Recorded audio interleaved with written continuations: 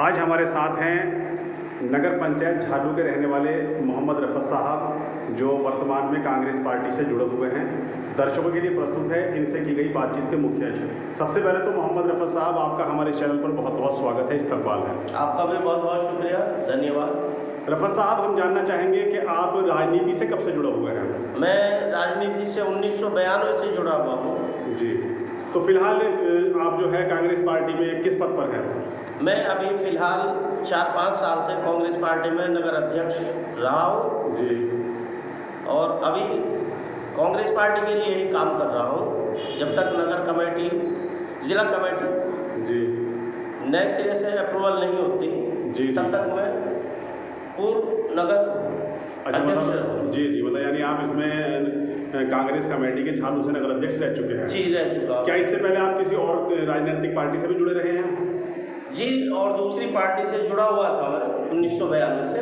अभी कांग्रेस में 5 साल से काम कर रहा हूँ। अच्छा, पिछले लगभग 5 साल से आप कांग्रेस पार्टी जी में जी। हैं। तो हमारा एक सवाल ये भी है आपसे रफ़त साहब कि कांग्रेस पार्टी में और जो वर्तमान भाजपा सरकार है, भारतीय जनता पार्टी है, क्या अंतर महसूस करते हैं आप दोनों को लेकर? देखिए, भारतीय जनता पार्टी में और भारतीय राष्ट्रीय कांग्रेस पार्टी में ज़मीन और आसमान का अंतर है। जी, जब कांग्रेस पार्टी की सरकार हुआ करती थी तो सिलेंडर 300 से 350 रुपये का मिलता था। एक आम आदमी भी गैस का सिलेंडर को इस्तेमाल कर लेता था। जब से भारतीय जनता पार्टी की सरकार आई है, जी, इस भारतीय जनता पार्टी की सरकार ने जी, गरीबों को फ्री में राशन का लालच दिया है और सिलेंडर फ्री देने का काम किया। लेकिन जिन लोगों ने सिलेंडर ले लिए हैं उनसे 6-10 गुना ज़्यादा उसकी कीमत ली गई। जी, और आज आम लोग जिन्होंने कनेक्शन ले रखे हैं गैस के, वो बेचारे उनके सिलेंडर जो है टांडों के ऊपर पड़े हुए हैं, छतों पर रखे हुए, बारिश में भी गल रहे हैं। उनकी गरीब लोगों की इतनी हैसियत नहीं है कि आज बीजेपी की सरकार में उस सिलेंडर को भराने के पैसे नहीं जुटा पाते हैं। बड़ी बेरोजगारी है भारतीय जनता पार्टी की सरकार में। रफ़त साहब, अगर हम कांग्रेस पार्टी की पिछली सरकार की बात करें, जब मनमोहन सिंह प्रधानमंत्री रहे, 2 बार उनका कार्यकाल रहा है, तो वो लगातार जो भी काम होता था बाकायदा मीडिया के साथ बातचीत करते थे, प्रेस कॉन्फ्रेंस करते थे। लेकिन अगर हम नरेंद्र मोदी सरकार की बात करें तो नरेंद्र मोदी सरकार मीडिया से बचती है। ख़ासतौर से खुद प्रधानमंत्री नरेंद्र मोदी मीडिया के सामने नहीं आते हैं, जबकि मनमोहन सिंह जी हर बात के लिए मीडिया के लिए हर वक्त तैयार रहते थे। तो इस पर आप क्या कहेंगे, इतना बड़ा अंतर जो है ये मीडिया वाला? मैं ये कहना चाहता हूँ कि जब कांग्रेस की सरकार हुआ करती थी और मनमोहन सिंह जी प्रधानमंत्री हुआ करते थे, जी, वो जो है मीडिया से मुखातिब होते थे और मीडिया को हर चीज़ की जानकारी देते थे।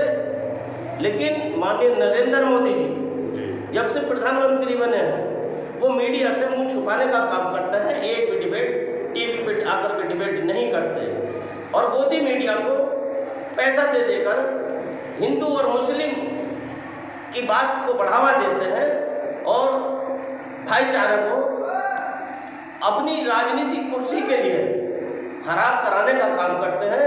ये बड़ी निंदनीय बात है। रफ़त साहब, मोदी सरकार का एक नारा है कि सबका साथ, सबका विकास और सबका विश्वास। तो अपने इस नारे पर या अपने इस दावे पर भाजपा सरकार कितना खरा उतरी है, इसको लेकर आपका क्या कहना है? मेरा कहना यह है कि नरेंद्र मोदी जी जब 2014 से पहले चुनाव की तैयारी में थे जी, तो देश की जनता से चिल्ला करके कहते थे कि हमारे हिंदुस्तान का बहुत पैसा विदेशों में पड़ा हुआ है। पहली पार्टियों ने विदेशों में पैसा जमा करा दिया है। अगर आपने मुझे प्रधानमंत्री बना दिया देश का, तो मैं वो काला धन 100 दिन के अंदर वापसी लाकर हर देशवासी के खाते में 15-15 लाख रुपए देने का काम करूंगा। लेकिन वो झूठे वादे, खोखले वादे साबित हुए।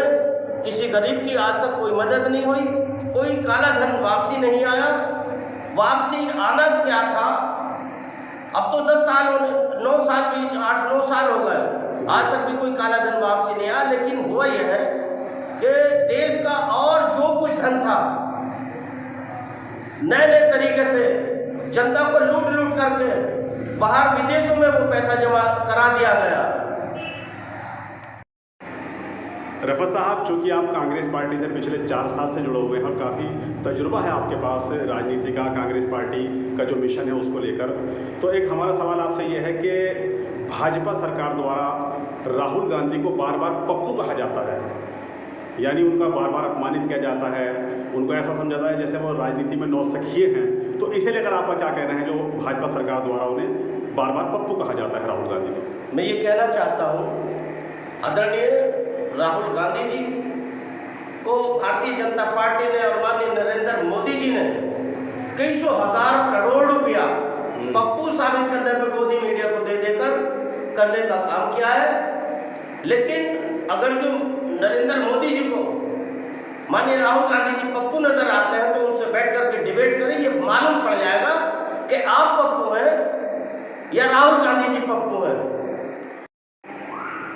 रफत साहब, जो पिछला नगर पंचायत झालू का इलेक्शन था, आपने वो इलेक्शन लड़ा था उम्मीदवार के रूप में और अभी लगभग 2 साल बचे हुए हैं। आप एक बार फिर चुनाव लड़ने की तैयारी कर रहे हैं, चेयरमैनी का जो चुनाव होने जा रहा है नगर पंचायत झालू का, तो इसको लेकर आपका क्या कहना है? अपनी जनता से आप क्या कहना चाहेंगे? देखिए, मैं पिछली मरतबा भी नगर पंचायत से चुनाव लड़ा था, नगर पंचायत अध्यक्ष का जी।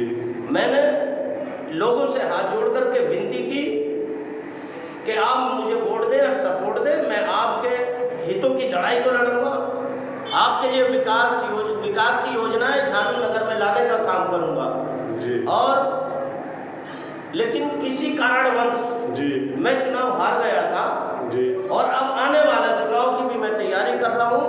अपनी जनता से हाथ जोड़ करके मैं ये विनती करता हूँ कि पिछली बार जो आपने धोखा खाया है, इस बार उस धोखे के चक्कर में ना रहे। मैं आपके बीच का आदमी हूँ, आपकी सेवा में तत्पर तैयार रहता हूँ और रहूँगा।